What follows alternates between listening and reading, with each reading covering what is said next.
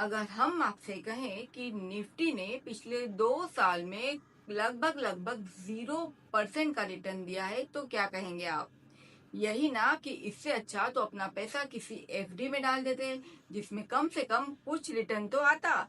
लेकिन जरा ठहरिए, यहाँ पर एक छोटा सा ट्विस्ट है। और वो ट्विस्ट ये है कि निफ्टी ने भले ही अपने इन्वेस्टर्स को 0% का रिटर्न दिया है, लेकिन निफ्टी के अंदर ऐसे कई सारे स्टॉक्स हैं, करीब 40 से ज्यादा स्टॉक्स ऐसे हैं जिसने अपने इन्वेस्टर्स को 100% नहीं, 200% भी नहीं, 500% भी नहीं, बल्कि 900% से ज्यादा का रिटर्न दिया है।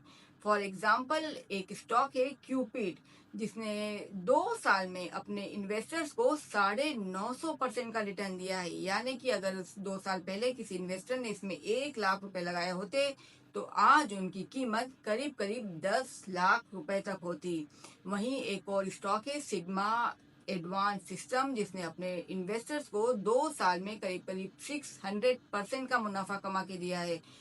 स्टरलाइट टेक्नोलॉजी जैसे स्टॉक ने अपने इन्वेस्टर्स को करीब करीब 400% तक का मोटा मुनाफा कमा करके दिया है। तो देखा आपने इन्वेस्टमेंट में रिसर्च की ताकत। अगर आप कोई सा भी इन्वेस्टमेंट करते हैं, चाहे वो स्टॉक मार्केट में हो, कमोडिटी बाजारों में हो, म्यूचुअल फंड, इंश्योरेंस या पेंशन प्लान स्कीम्स ही क्यों ना हो, अगर आप प्रॉपर रिसर्च करके अपना इन्वेस्टमेंट करते हैं तो डेफिनेटली उसका जो रिटर्न होगा काफी ज्यादा चौंकाने वाला होगा और काफी ज्यादा शानदार होगा। चलते हैं बाजारों की ओर और जानते हैं क्या रहा पूरे हफ्ते के बाजारों का हाल। शुरुआत करेंगे बड़ी खबर के साथ। भारतीय शेयर बाजार जो 2 साल पहले तक दुनिया भर में 5वीं पायदान पर हुआ करता था, वो अब लुढ़क करके 7th नंबर पर आ गया है। भारतीय बाजारों को पछाड़ने वाले जो दो बड़े देश हैं वो है साउथ कोरिया के बाजार और ताइवान के मार्केट्स। दरअसल भारतीय बाजारों के पिछड़ने की जो बड़ी वजह है वो ये है कि एफआईआई लगातार भारतीय बाजारों से बिकवाली कर रही है और उनका जो फिलहाल बड़ा जो अट्रैक्शन बना हुआ है वो ताइवान के बाजार हैं और कोरिया के बाजार है। इन दोनों के बाजारों के लाइमलाइट में आने की जो बड़ी वजह है वो इनका एआई और सेमी कंडक्टर्स के मामले में एक बड़ा हब बन जाना है। जी हाँ, ये दोनों ही देश फिलहाल एआई और सेमी कंडक्टर्स के मामले में काफी ज्यादा रिसर्च एंड डेवलपमेंट कर रहे हैं, जिसके कारण ही एफआईआई इन देशों की ओर लगातार अट्रैक्ट हो रही है। चलते हैं दूसरी बड़ी खबर की तरफ। भारत और अमेरिका के बीच में जो ट्रेड डील होने वाली है उसके पहले एक अच्छी खबर आई है।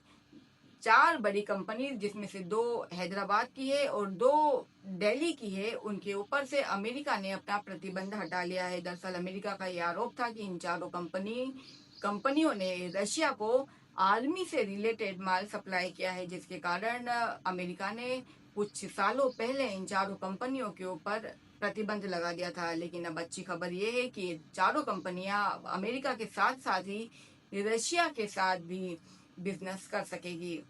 चलते हैं बाजारों की ओर। इस हफ्ते बाजारों में शानदार परफॉर्मेंस दिखाई दिया पिछले हफ्ते के मुकाबले। इस हफ्ते की अगर बात करें तो सेंसेक्स और निफ्टी दोनों ही करीब 1% तक चढ़ करके बंद हुए।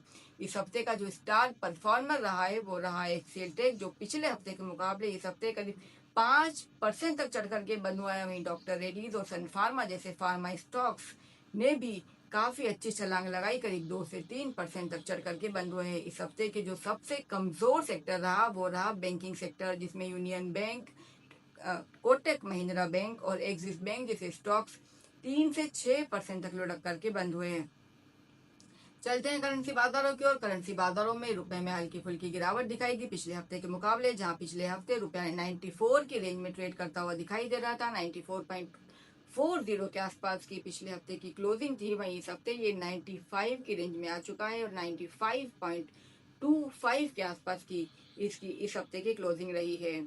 चलते हैं कमोडिटी बाजारों की ओर। कमोडिटी बाजारों में सोने और चांदी में तेजी जारी है, जहां सोना करीब 1,500 से 2,000 रुपए तक चढ़ करके ट्रेड करता हुआ दिखाई दे रहा है। वहीं चांदी भी 4 से 5 हजार रुपए तक उछल करके ट्रेड कर रही है। अगर क्रूड ऑयल की बात करें तो क्रूड ऑयल इंटरनेशनल बाजारों में $70 से $72 के बीच में ट्रेड होता हुआ दिखाई दे रहा है। अगर आप भी करना चाहते हैं स्टॉक मार्केट में इन्वेस्ट, तो हमेशा अपने सेबी रजिस्टर्ड इन्वेस्टमेंट एडवाइजर की सलाह पर ही ट्रेड करें। और आपके मन में अपने इन्वेस्टमेंट से रिलेटेड कोई क्वेरीज है या आप कुछ अपने एक्सपीरियंसेस हमसे शेयर करना चाहते हैं, तो ज़रूर हमें कमेंट सेक्शन में कमेंट करके बताएं। मिलेंगे अगले हफ्ते। नमस्कार।